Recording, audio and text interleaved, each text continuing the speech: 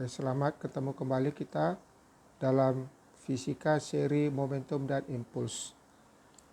Momentum merupakan ukuran kesukaran untuk menggerakkan sebuah benda. Jadi momentum itu dinotasikan dengan P, M dikali P. P momentum satuannya kilogram meter per second. Sedangkan M itu adalah massa benda, satuan kilogram, V itu adalah kecepatan benda yang bergerak, satuannya meter per second.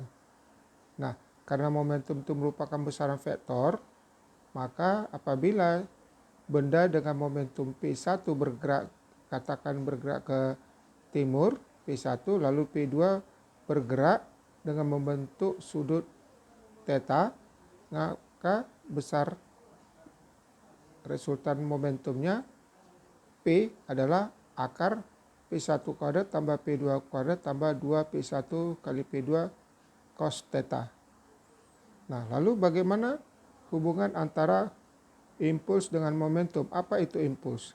Nah, jadi apabila gaya F yang bekerja pada sebuah benda dalam waktu delta T, maka besarnya gaya yang bekerja dalam waktu T itu disebut dengan impuls. Jadi F kali delta T itu adalah impuls.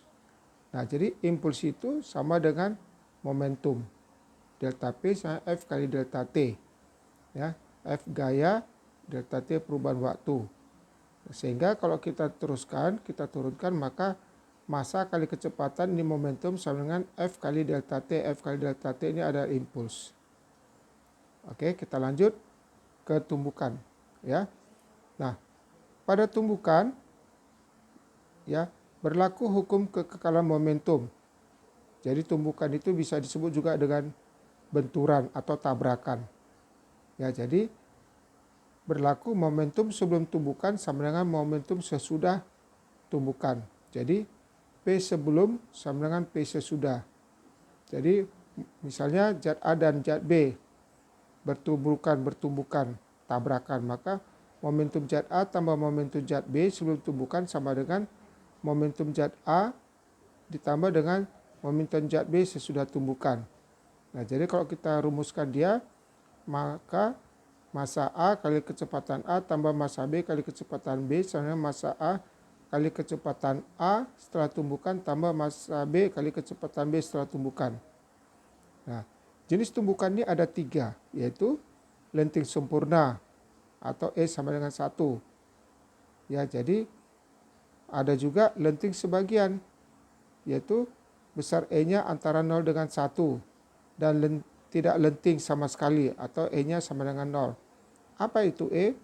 E itu merupakan koefisien restitusi. Ya, koefisien restitusi tumbukan antara dua benda. Oke, kita lanjut ya.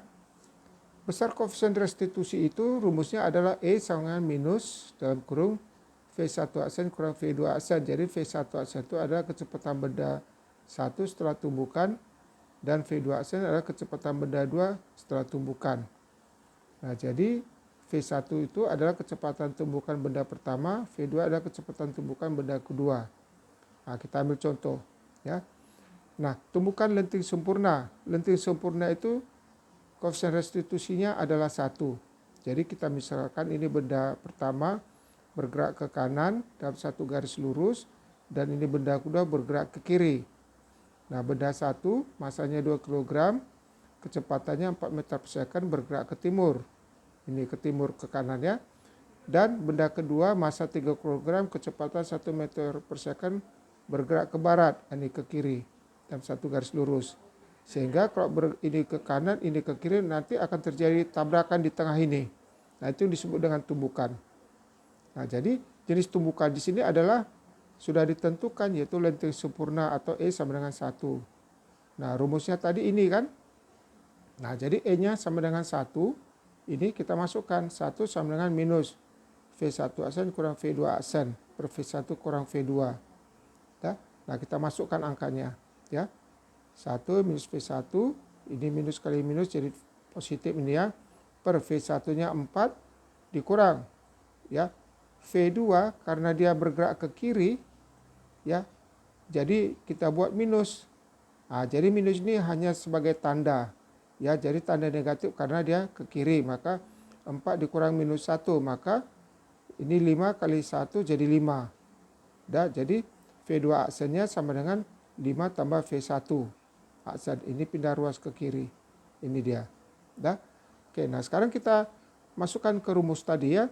M1 V1 tambah M2 V2 sama M1 V1 aksen tambah M2 V2 aksen. Masukkan M1 2 kg V1 4 tambah M2 3 kg kali minus 1. Nah, minus 1 kenapa? Karena dia bergerak ke kiri. Dengan 2V1 aksen tambah 3V2 aksen. Udah? Nah, ini 8 dikurang 3 dapat 5. 2V1 aksen tambah 3 kali V2 aksennya tadi ini kan. 5 tambah V1 aksen. Nah, substitusi dia ke sini. Ini dia. Maka didapat 3 kali 5, 15. 3 kali V1 aksen. Nah, ini 3V1 aksen ini ya. Ya, kita buat sini. Ini ada sedikit kesalahan. Ya. Jadi sini adalah 3. Ya. Ini adalah 3V1 aksen. 3V1 aksen. Maka ini menjadi 5 kurang 15 sama dengan 5V1 aksen. Dan minus 10 sama dengan 5V1 aksen. Maka minus 10 per 5. Maka ini menjadi minus 2 meter per second. Itu V1 aksen. Oke.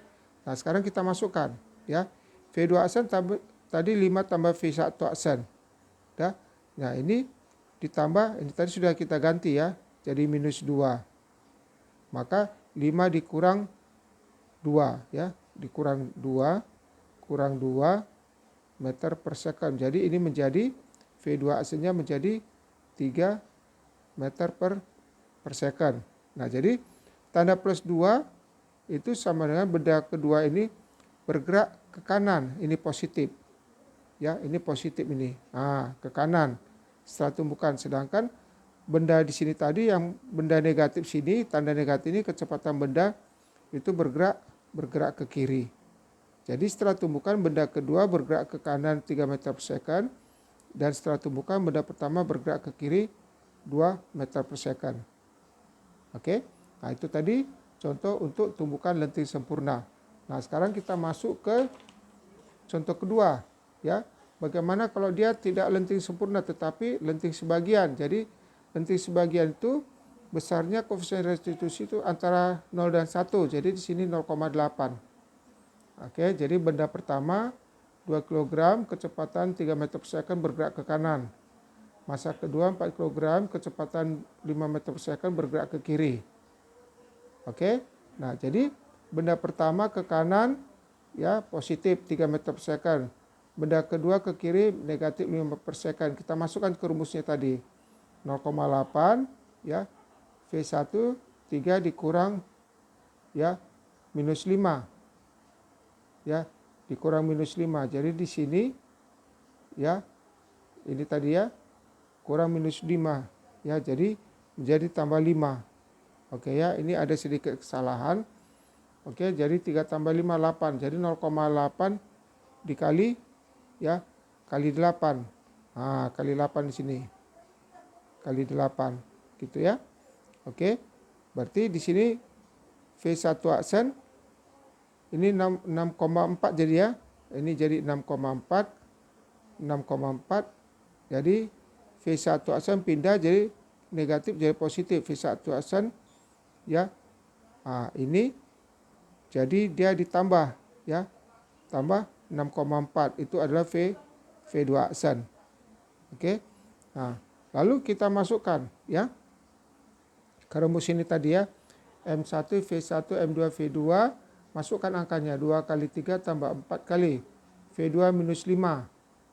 Sama dengan 2 kali V1 aksen tambah 4 kali V2 aksen. Dah. Nah, masukkan berarti V2 aksen tadi ini. V1 tambah 6,4. Ya. Nah, jadi ini 4 dikali, ini tambah ya. Tadi kan ada berubah ini kan. Tambah 6,4. Ini ya, 6,4. Oke, berarti 1 tambah ya 6,4 kali 4. 6, 1, 25,6. Oke. Nah, berarti ini tadi kan tambah nih. Oke, pindah ke kiri jadi ini menjadi minus ya. Jadi minus 25,6. Ya, 6V1 aksen. Maka ini menjadi minus berapa dia? 39,6 ya. Ini jadi minus 39,6. Sama dengan 6V1 aksen. Maka ini minus 39,6 dibagi 6 ya. Maka ini dapatnya adalah minus berapa dia? 6,6 meter per second ya. Nah, ini meter per second. Jadi dia bergerak ke kiri sebesar 6,6 meter per second. Itu V1 aksen. Nah, V1 aksen ini dimasukkan ke sini tadi. Ya, jadi ini minus 6,6 dikurang 1,6. Jadi V1 aksennya menjadi minus 8,2 ya. Minus 8,2 meter per second. Yaitu bergerak ke kiri. Ya. Nah, ini juga bergerak ke kiri. Jadi setelah tumbukan benda pertama ke kiri, benda kedua ini juga bergerak ke kiri. Jadi keduanya bergerak ke kiri. Ya. Oke. Nah, kita lihat lagi contoh ketiga, yaitu untuk koefisien restitusi sama dengan 0. Artinya tidak ada lenting sama sekali. Ya, jadi artinya kalau tidak ada lenting berarti benda satu dan kedua setelah tumbukan itu lengket, nempel.